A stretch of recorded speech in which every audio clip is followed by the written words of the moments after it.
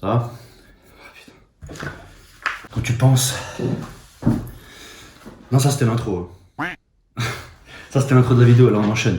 Là on est dans la vidéo. Là il n'y a pas d'intro. A... Enfin si, c'est l'intro quoi du coup, parce que... Quand tu penses qu'il y en a qui se font chier à faire des intros.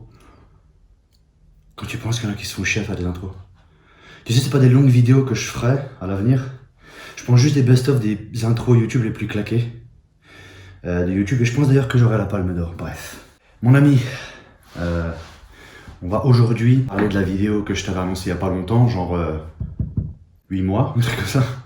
Je t'avais dit que je te ferais une vidéo sur la boxe. À la base, à la toute base, cette troisième chronique Warcraft. Alors, petite précision pour ceux qui débarquent, ceux d'Insta ou les nouveaux qui pourraient tomber, parce que bon, soyons honnêtes, cette chaîne n'est pas suggérée sur YouTube parce que bah, c'est une micro-chaîne, elle est très peu alimentée. Et puis je m'en sers principalement pour poster du contenu trop long, voilà, trop gros pour Insta. Donc ça me sert plus de plateforme de secours, mais bref, c'est pas le sujet. Pour ceux qui débarquent, donc la chronique Warcraft, qu'est-ce que c'est? C'est une chronique en fait où je te parle d'un sport lié à un art. Voilà, parce que moi à la base, mon domaine d'activité c'est l'art, la musique de base, et donc avant le body. Et donc j'ai cherché à lier en fait dans cette série de vidéos les deux, le sport et l'art. Chose que j'ai faite à prime abord en te parlant de l'histoire de la muscu, ça a été la première chronique, et aussi de la vie d'Arnold Schwarzenegger, parce que dans les chroniques, je te parle donc d'un sport lié à un art et en guise d'intro, et en seconde partie d'un personnage célèbre lié au sport que j'aborde dans la chronique. Donc, dans la muscu, quel personnage plus célèbre dans la muscu qu'Arnold? Donc je t'ai raconté sa vie, ainsi que l'histoire du bodybuilding. Dans la chronique numéro 2, on a parlé, c'était vraiment lié au body, mais on a parlé un petit peu de randonnée. Voilà, je t'ai parlé un peu de dépression, entre guillemets, voilà, parce que c'est un sujet aussi qui me touche de près et qui me tient à cœur.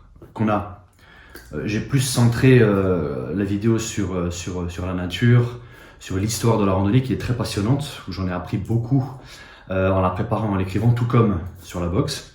Et je t'ai parlé aussi de Christopher McCandless, donc le personnage principal du film Into the Wild. Je t'invite à voir si tu n'as pas vu. Et je t'invite donc aussi à voir cette première chronique, la deuxième sur la dépression et la nature.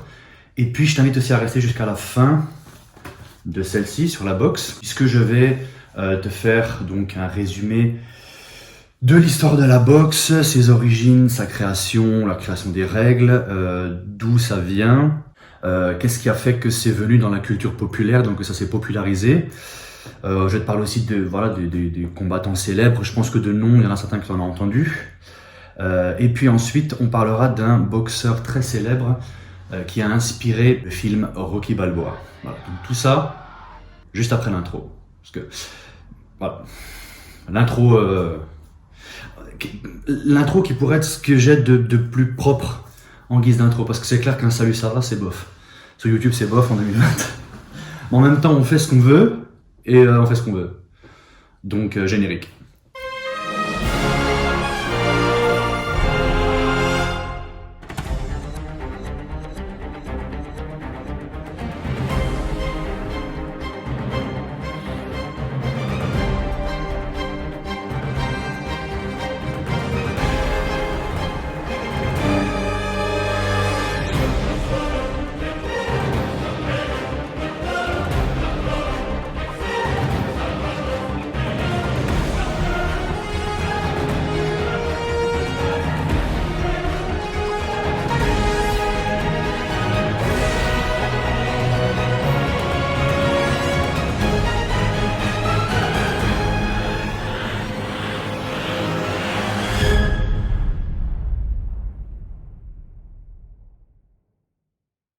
Ça va? J'aime bien te demander toujours si ça va, au cas où, on sait jamais. Parce que c'est mieux que ça aille. Je vais la mettre en surbrillance cette phrase parce que elle est digne des plus grands auteurs du XXe siècle. Donc, comme je t'annonçais dans l'intro de cette vidéo, aujourd'hui on va parler d'un sport que j'aime beaucoup, qui est lié à plein de domaine entre guillemets artistique et non artistique aussi, la boxe. Donc la boxe, je pense que tu t'en doutes, c'est un sport de combat qui est pratiqué à main nue, enfin avec des gants du coup quoi, en dépendant bien évidemment du type de boxe, parce que je vais te dénoncer plusieurs sortes de boxe, comme je l'avais fait pendant la randonnée. La randonnée, je t'avais expliqué qu'il y avait plusieurs types de randonnée qui se pratiquaient avec des équipements différents, sur des terrains différents, certains même avec des rythmes de marche et de respiration différents. C'est pour ça que c'était assez intéressant en fait, comme ça va l'être pour cette vidéo-ci. Donc c'est un sport de combat pratiqué depuis le XVIIIe siècle. Et donc quand on parle de boxe, on parle en général de boxe anglaise. Par extension, des nombreuses disciplines ont pris le nom de boxe et on appelle ça donc des boxes sportives ou boxe pied-point, comme la boxe américaine ou le kickboxing. Donc plusieurs types de boxe, boxe anglaise, boxe américaine, boxe Khmer, pardon, c'est compliqué à prononcer. Khmer, alors le Khmer ça m'a interpellé parce que bon, c'est un peu sombre ce que je vais dire, mais le seul terme Khmer que moi je connais, c'est les Khmers rouges. Voilà. Donc là, je sais pas si je vais te mettre des images parce que c'est un peu.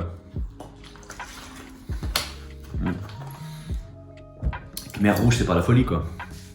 Pour les connaisseurs, vous comprendrez. T'as la boxe birmane, la boxe française, je crois qu'il est appelé à l'heure actuelle Savate boxe française, je crois que c'est ça. Ça a changé un petit peu de nom.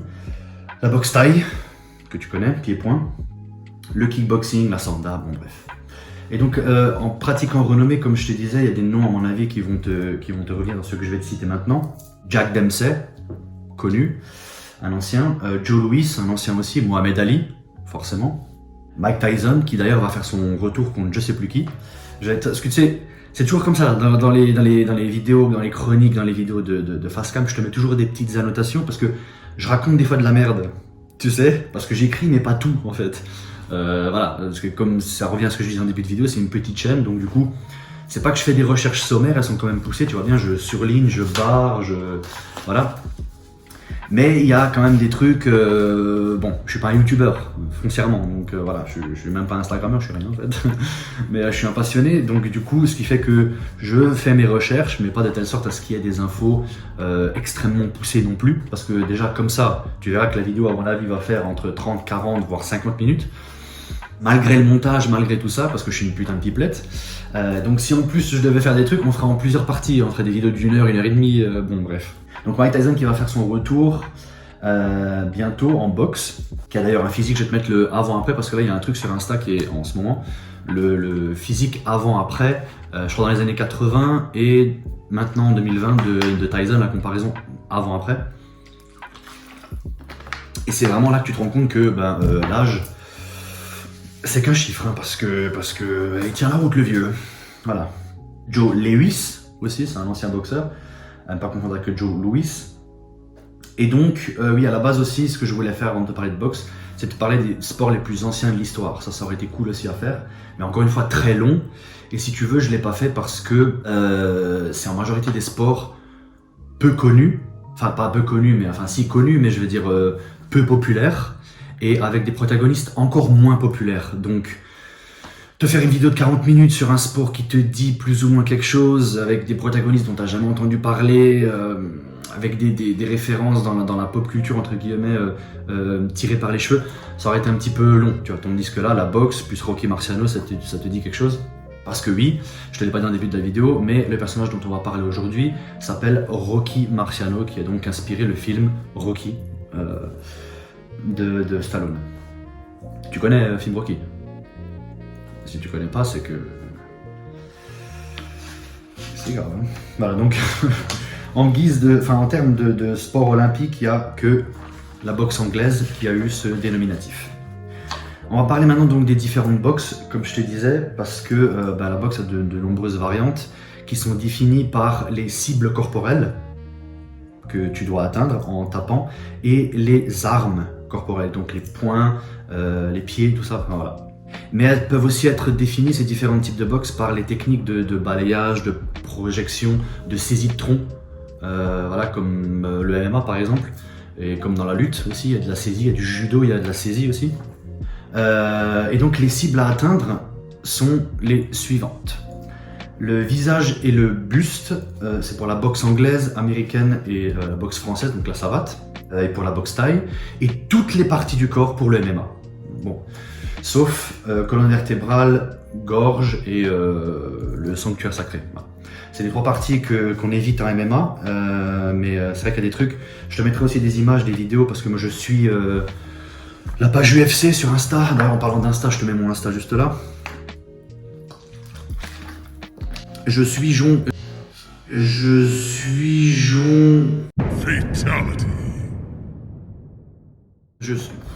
Waouh. Ah, j'aime bien en début de vidéo là, c'est ces petites emballades linguistiques. J'en ai marre, voilà, d'être dans la même villa de mon ex. Il est là, rien que de l'entendre, je le supporte pas, je peux plus me le voir en teinture, Je suis donc la page UFC sur Instagram, c'est vrai qu'ils mettent des trucs. Là encore récemment, ils ont mis une compilation de KO, mais les mecs pissent le sang quoi. Bon, je crois que c'est interdit en France le MMA, je crois, ou c'est très réglementé. En tout cas pas comme à l'étranger. Donc voilà, visage et buste, boxe anglaise, américaine et française la savate. Visage, buste et jambes pour le kickboxing, la boxe thaï. Et tout le reste, sauf gorge, colonne vertébrale et sanctuaire pour le MMA. Voilà. Je te parlais aussi de, donc ça c'est les cibles à atteindre, qui font partie des règles, hein, ça fait partie des règles de la boxe. D'ailleurs tu vas voir qui a créé les règles, ça c'est aussi quelque chose que j'ai appris en préparant cette vidéo et qui est assez surprenant. Donc c'est une partie des règles, les cibles à atteindre, et l'autre partie c'est les armes corporelles, donc je te parlais. Pour la boxe anglaise, on ne se sert que des poings. Pour la savate boxe française et le kickboxing américain, on se sert des poings et des pieds. Pour le kickboxing japonais, avec saisie de tronc, c'est poings, pieds et genoux. Et ensuite dans la boxe thaï, on a pieds, poings, genoux et coudes aussi, avec saisie de tronc, jambes et des projections. Donc c'est un petit peu comme la lutte, hein, comme je te disais avant. Voilà. On a donc, comme je te disais, le même principe que la randonnée, on a plusieurs types de boxe, plusieurs variantes, avec des règles propres à elles-mêmes. Mais je ne vais pas te parler des règles parce que ça va être un petit peu trop long. J'ai énuméré quelques styles de boxe, ça suffira pour te donner un petit panel des variétés de boxe existantes à l'heure actuelle, à l'ère moderne, parce que ça date hein, quand même. Il y a donc la boxe américaine ou full contact, karaté, FC, voilà. La boxe anglaise, la boxe française ou savate, comme je t'expliquais, ça s'appelle savate. Aujourd'hui, ça s'appelle la savate boxe française, avec des variantes qui portent des noms bidons à la française, forcément. Variante de la savate boxe française, chausson ou panache. Voilà. Tu fais quoi comme sport? Je fais du chausson, je fais de la panache. Voilà, c'est français quoi, hein. Bon, bref. On est réputé hein, pour l'irréputable. Ce mot n'existe pas, je cherchais un terme mais je me suis perdu dans mes divagations. Ensuite à la boxe thaï, le muay thai. Le muay thai je crois que c'est l'art martial le plus violent au monde, après le MMA je crois. Parce que le MMA c'est un mélange, c'est mixed martial art, je crois que c'est ça.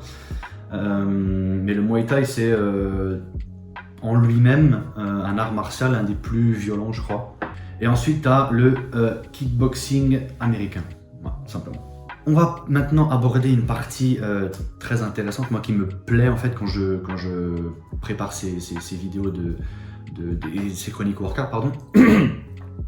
C'est l'histoire liée au sport, les références culturelles, d'où ça vient, quand ça a émergé, qu'est-ce qui a fait que c'est à l'heure actuelle ce que c'est. Voilà. Donc un petit peu d'histoire concernant la boxe. Donc les ancêtres de la boxe s'appelaient le pugilat et le pancrace. Et ça date donc des civilisations sumériennes et égyptiennes, donc il y a environ moins 2000-3000 ans, tu vois. Donc c'est pour ça aussi que je l'avais classé dans les sports les plus anciens de l'histoire, parce que les premières références sont issues des civilisations sumériennes et égyptiennes et grecques aussi. Le premier champion olympique de pugilat a exercé en 688 avant Jésus-Christ. Donc bon, le gars est pas tout jeune. Je sais, je bois beaucoup. Mais l'eau c'est la vie, et dans 20-30 ans il n'y en aura plus, donc...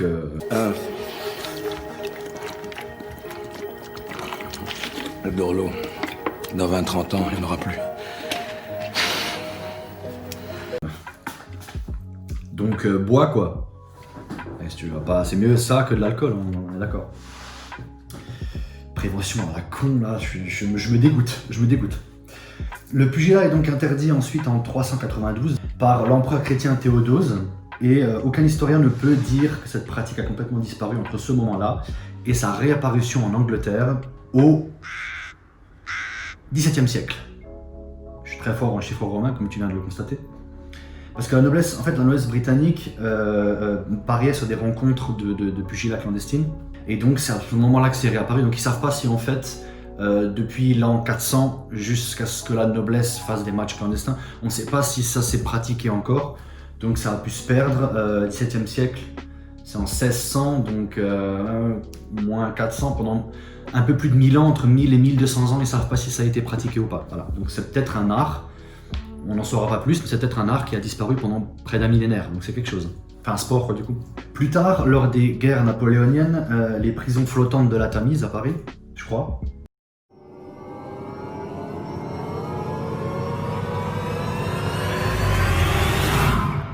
Non.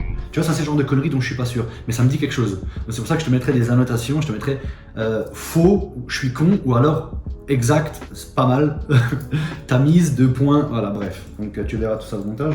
Il y avait donc des pontons qui abritaient des tripots clandestins où les geôliers anglais organisaient des combats avec des mises d'argent entre les prisonniers français qui pratiquaient la savate déjà à cette époque et des marins ou les gardiens qui les affrontaient en boxe anglaise avec les poings uniquement. Donc c'est à ce moment-là à peu près, c'est la deuxième date où c'est apparu, après le XVIIe siècle.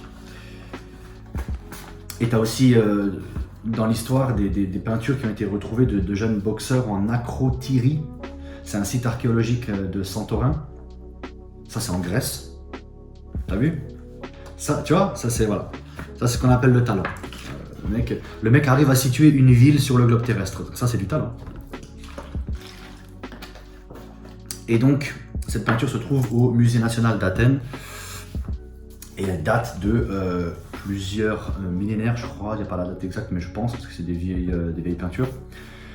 Voilà, pour situer qu'il y a eu déjà des pratiques de boxe dans l'ère, comme je t'expliquais au début de la vidéo, sumérienne, égyptienne et grecque antique. La boxe moderne, Mordor. Je me ferais bien un Seigneur des Anneaux, tiens. Bref, la boxe moderne est donc née au milieu du 19e siècle par des matchmakers. Qu'est-ce qu'on appelle par matchmaker? Des faiseurs de match, comme des bookmakers par exemple qui organisaient les paris clandestins. Voilà, bref. Et donc qui organisaient des combats clandestins, voilà, bien évidemment. Et voilà, donc maintenant je vais te parler de l'édition des règles de la boxe moderne. Ça c'est un des trucs qui m'a surpris quand j'ai écrit la vidéo, quand j'ai préparé la vidéo. Je m'attendais pas en fait à apprendre ce genre de choses par rapport à la boxe, mais ce qu'il faut savoir c'est que les 16 règles du combat de boxe ont été inventées en 1865 et ont été codifiées par le journaliste John Graham Chambers. Donc c'est un journaliste qui a mis en place les règles de la boxe moderne telles qu'on la connaît à l'heure actuelle. Et donc ces règles portent le nom de règles du marquis de Kingsbury. Voilà. Donc ces règles, entre autres, imposent le port de gants, définissent la catégorie de poids, limitent les rounds à 3 minutes, interdisent les coups sur un adversaire au sol et interdisent aussi le combat au finish. Donc puncher jusqu'à ce que l'agresseur n'en puisse plus, quoi. Alors combat au finish, je crois que ça fait partie du MMA. Alors finish, on entend un KO. Voilà, je pense que ça doit être ça. Parce que finish, là, c'était pas. À mon avis, en 1800, le finish, c'était pas le KO. Hein, c'était finish tout court. Mais je veux dire, parce que je pense que ça avait figuré dans l'extrait que je t'ai mis plus tôt, ou je te le mettrai maintenant. Il y a vraiment des KO extrêmement violents dans les MMA où tu vois le mec pisse le sang avant de taper au sol pour se mettre KO. Donc je pense que ça doit être ça à peu près. Ça doit faire référence en tout cas à ça. Et donc ce qui fait qu'avec l'édition de ces règles, les combats deviennent plus rapides, moins brutaux et plus techniques. Ce qui en fait vraiment un sport à part entière et non plus des combats clandestins sur des tripots, voilà, comme lors des combats sur la Tamise par exemple. Et donc ça permet à ce sport de sortir de la clandestinité, comme je viens de te l'expliquer, et la boxe devient alors un des premiers sports professionnels de l'ère moderne. Tu vois que c'est chargé d'histoire. C'est aussi ça, c'est pour ça que c'est intéressant. Et c'est pour ça que je voulais t'en parler, parce que c'est un sport chargé d'histoire. Et vraiment passionnant, en fait, quand tu te penches dessus. Enfin, moi, en tout cas, ce qui me passionne, si tu veux, dans ce sport, c'est toutes les références culturelles de la boxe. Le rapport aux autres sports, le rapport que tu peux avoir dans le cinéma, la boxe est aussi très liée dans les années 1900-1920 au milieu du crime, voilà. Donc, mais elle est un petit peu partout. Elle est un petit peu partout et aussi, voilà, pour ceux qui le savent, moi je suis d'origine italienne, tu vois, donc c'est aussi un sport qui est très affectionné chez moi, tu vois, par les gens de chez moi. Donc c'est bien de voir toutes les ramifications, c'est intéressant, tu vois. De toute façon, j'essaie de faire en sorte, comme tu le sais, dans ces vidéos, de te présenter ce que je te raconte de façon la plus ludique, brève, on travaillera encore dessus, mais voilà, j'essaie quand même d'être pas trop barbant ni rébarbatif et j'espère que je réussis. D'ailleurs, manifeste-toi dans les commentaires si tu as quelque chose à me dire, si tu apprécies les vidéos, même si elles sont très peu récurrentes. Mais voilà, l'avis fait toujours plaisir, un pouce bleu fait toujours plaisir aussi. Bref, reprenons. Donc, la boxe anglaise est admise aux Jeux Olympiques lors de la session du CIO à Paris en 1901. Et puis lors des Jeux Olympiques d'été en 1904 à Saint-Louis aux États-Unis. La première fédération internationale de boxe anglaise est apparue aux États-Unis en 1921 sous le nom de National Boxing Association et dont le premier combat reconnu est le championnat du monde de poids lourd le 2 juillet 21 entre Georges Carpentier et Jack Dempsey à Jersey. C'est tout. Pas de commentaires, je ne faisais que te lire mes notes. Voilà. Donc là on vient de finir de parler, j'espère que j'ai été le plus concis possible, même si j'ai fait des commentaires. J'aime bien commenter un petit peu pour meubler, tu vois, parce que en préparant cette vidéo, je me suis renseigné un petit peu, je suis allé voir, si tu veux, sur YouTube, les vidéos qui ont été faites sur Rocky Marciano, et elles sont malheureusement au nombre de 2, qualitatives, alors qualitatives précises, entre guillemets. La première est très courte et ne fait que te montrer en fait des images un petit peu de retraçant le parcours de sa vie. Je crois qu'il n'y a même pas de commentaires dessus. La deuxième est un peu plus aboutie, mais le mec monte pas sa tête, il fait que lire en fait les documents qu'il aurait pu trouver sur internet, tu vois. C'est foncièrement aussi ce que je fais, mais je veux dire, je mets des annotations, je commente en même temps, puis tu vois ma tête, tu vois. Donc voilà, mais cette vidéo là est qualitative et il y a 2-3 petites anecdotes que je vais te raconter aussi dans celle-ci, que j'ai appris dans la sienne. Mais sans plus, donc je pense que ça méritait un petit peu d'approfondir le sujet parce que comme je t'ai expliqué, c'est un sujet très intéressant, la boxe, enfin moi je trouve ça passionnant. Voilà. Donc je viens de te parler maintenant de la boxe et on va enchaîner sur le personnage du jour de cette chronique qui est donc Rocky Marciano. Alors Rocky Marciano, de son vrai nom, Rocky Marchegiano, mais qui a dû le changer parce que un journaliste de Rhode Island n'arrivait pas à le prononcer. Alors, fait amusant, dans la vidéo où j'ai appris cette anecdote-là que je suis en train de te raconter, du fait que le journaliste n'arrivait pas à prononcer son nom, il n'arrivait pas donc pas à prononcer Rocky Marchegiano, et donc Rocky lui a dit bah écoute, laisse tomber Marchegiano et puis appelle-moi Marciano, tu vois.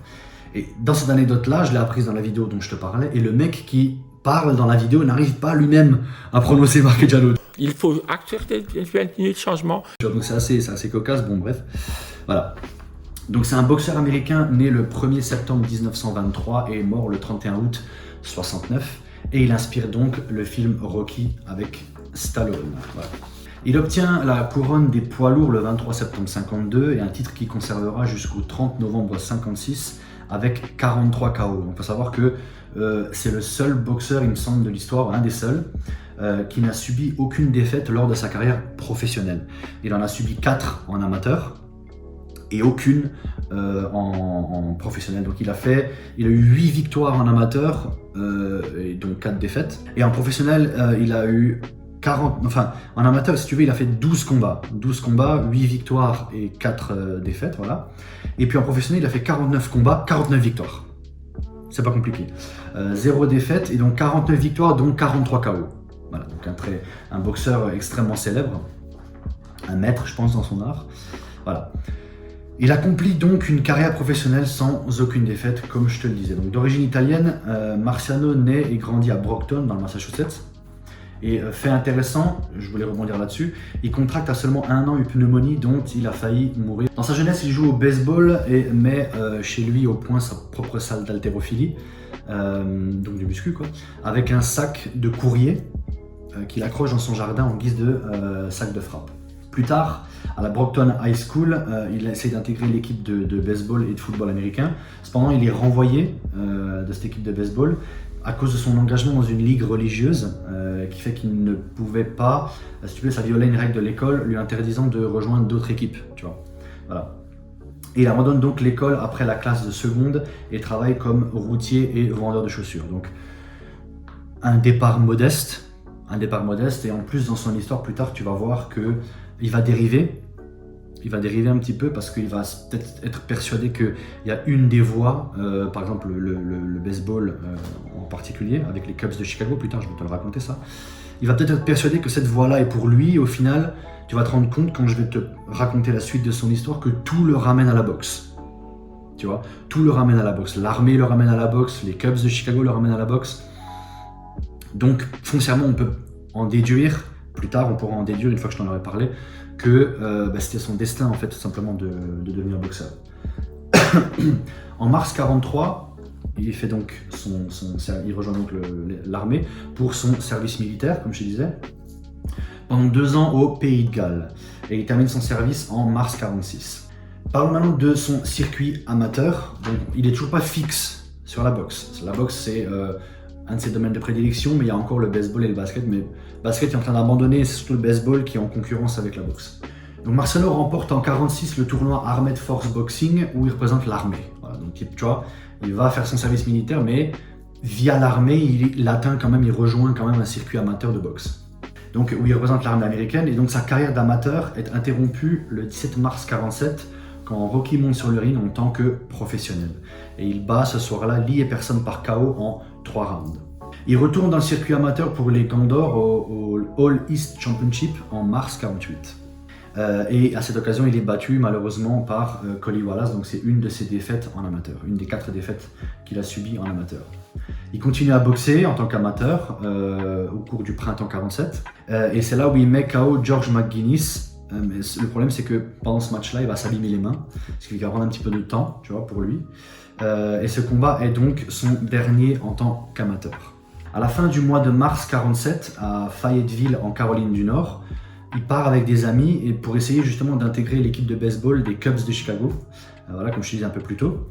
Donc tu vois, il met en suspens un peu la boxe et puis il se dit que peut-être avec sa blessure lors du match contre McGuinness et l'arrêt de sa carrière en tant qu'amateur, il se dit que peut-être pendant cette période de transition, même si dans son cœur il garde la boxe, il pourra peut-être quand même essayer toujours le baseball. Donc il se barre à Fayetteville en Caroline du Nord avec des amis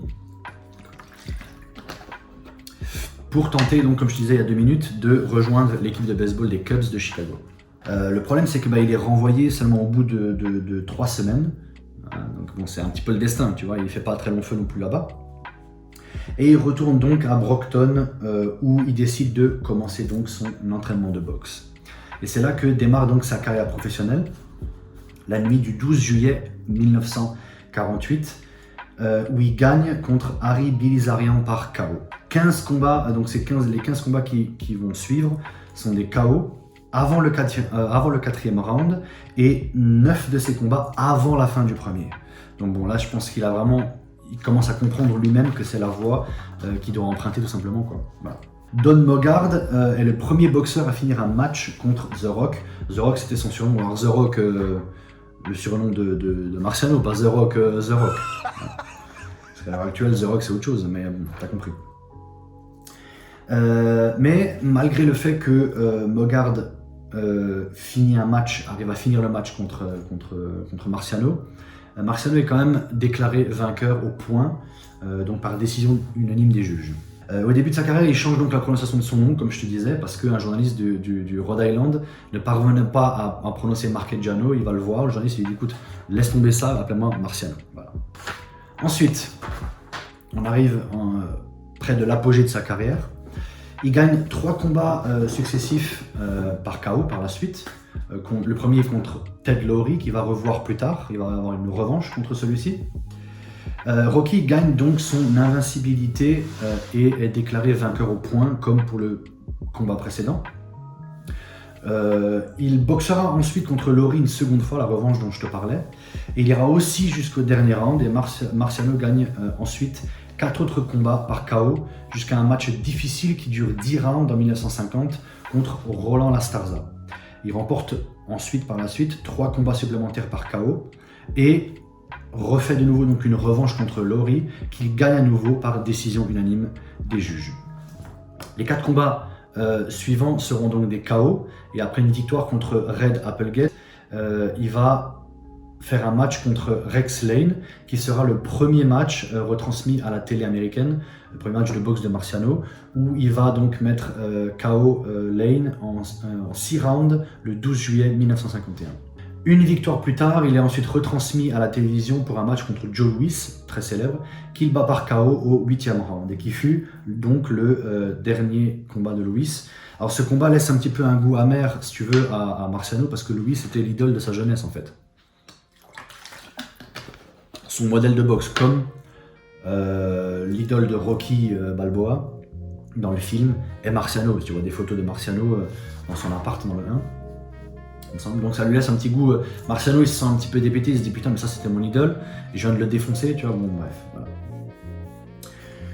On attend maintenant l'apogée donc de sa carrière qui détermine qu'après 4 victoires supplémentaires contre Lee Savold et Harry Matthews, Marciano affronte le champion du monde des poids lourds Jersey Joe Walcott à Philadelphie le 23 septembre 52. Et il le met, donc il finit au tapis Marciano au premier round. Mais il se relève et met KO Joe au 13e round, devenant ainsi le champion du monde au terme d'un combat difficile où il fut mené au point, entre guillemets. Tu vois, voilà. La revanche a lieu 1 an plus tard et marque les esprits parce que cette fois-ci, il va mettre KO Joe Walcott dès le premier round. Voilà. Donc, comme quoi, ça ne veut rien dire. C'est ensuite au tour de nouveau de Roland Lastarza de défier Marciano à 53. Menant au point, Roland est battu par KO au 11e round. L'ancien champion du monde Ezzard Charles est ensuite opposé à Rocky le 17 juin 54, qui le bat par décision au meilleur des 15 rounds. Donc Charles est le seul homme à avoir résisté à Marciano pendant 15 rounds. Les autres victoires par décision étant des matchs en 10 rounds, pas plus. Voilà. Donc Rocky le loua plus tard comme un des combattants les plus difficiles qu'il ait eu à affronter dans sa carrière. D'où les 15 rounds en fait, tout simplement parce que tous les autres combats sont finis en 10 rounds et là il a été tellement dur à battre et ça a été à mon avis je pense tellement serré au niveau des points qu'ils ont étendu ça 5 rounds de plus. Après avoir cassé le nez d'Ezzard lors de la revanche au 6e round, Marciano conserve finalement son titre par KO lors de la 8e reprise et puis bat au 9e round l'anglais Don Cockell au champion d'Europe. Alors champion d'Europe. Voilà. Sa dernière défense de titre de Marciano a lieu le 21 septembre 55 contre Archie Moore. Et Marciano finit donc au tapis pendant 2 secondes et puis par la suite met KO Moore au 9e round après l'avoir mis à terre au 6e et au 8e et avoir été sauvé par le gong. Et ensuite, suite à quoi Marciano va annoncer sa retraite le 27 avril 56. Marciano faillit tenter un retour, donc là on arrive, maintenant je vais te parler de l'après, après la boxe, après l'annonce de sa retraite. Marciano faillit tenter donc un retour en 59 contre Floyd Patterson le 26 juin 59, mais après 1 mois d'entraînement il renonça définitivement à revenir. Et après sa retraite, Rocky va investir dans des restaurants, de nombreux investissements comme les marécages de la Floride par exemple. Mais le problème c'est que ça va être des investissements désastreux parce que banqueroute en fait, pas bankable. Et le problème c'est que va y avoir beaucoup de prêts d'argent qu'il aura fait notamment à ses amis qui ne reviendront jamais. Voilà, donc des investissements, des retours sur investissement absents.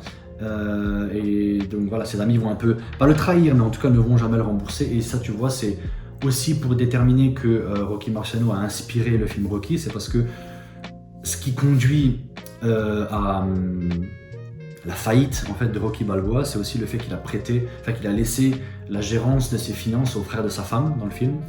Pour ceux qui ont vu le film, bon, je te spoil, ceux qui n'ont pas vu, mais à mon avis, si tu l'as pas vu, c'est que tu vis dans une grotte. Hey guys! Hey man, what's up? I'm so glad to introduce you to my new friend. He's from Paris, France. Evic! Yeah, Cooper! Amérique, let's do a video. Bon, bref. Il a donc permis la gérance de ses finances, une grosse partie en tout cas aux frères de sa femme, qui les a pariés, je crois, il me semble, et qui les a donc perdus, ce qui a conduit Rocky à la ruine, en fait. Et il y a aussi un autre fait qui prouve que la vie de Marciano a inspiré Rocky, je vais te le dire tout de suite. Peu après ces investissements donc désastreux, notamment dans les marécages de Floride et le prêt d'argent à des amis, argent qu'il ne reverra plus, peu après ça, il présente donc une émission de boxe pendant 1 an. Et pendant de nombreuses années, il est arbitre et commentateur de boxe. Alors, l'émission de boxe, tu le vois, parce que dans le film, Rocky présente aussi une émission avec les Muppet Show. Et c'est là où, je crois que c'est dans Rocky 3, c'est là où son premier entraîneur, Mickey, c'est là qu'il lui dit « tu t'es embourgeoisé ». C'est pour ça que j'ai choisi les combattants pour toi, parce que tu t'es embourgeoisé. Tu crois vraiment que j'ai plus rien dans le ventre?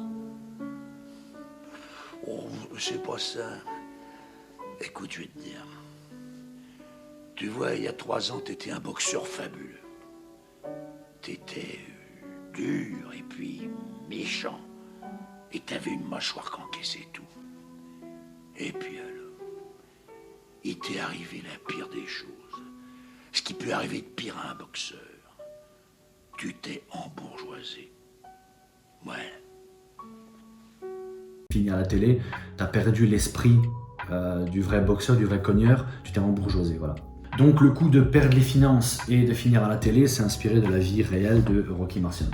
En juillet 69, peu avant sa mort, Marciano participe donc à un match fictif, le Super Fight Marciano vs Ali. Donc c'est, ils ont pris Marciano et Ali pendant des sparring, filmés pendant des sparring, et un ordinateur de l'époque les a fait se confronter sur un ring pour voir qui gagnerait. Un combat donc hypothétique, diffusé le 20 janvier 70, où on voit donc un combat qui donne Marciano vainqueur par KO à la 13e reprise. Voilà.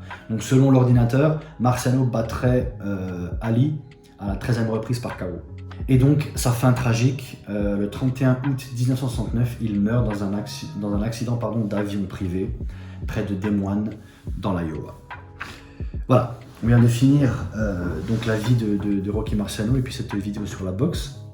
Alors pour revenir un petit peu sur sa mort, c'est un peu, je crois, comme la mort de Kobe Bryant avec sa fille, je crois, dans un accident d'avion.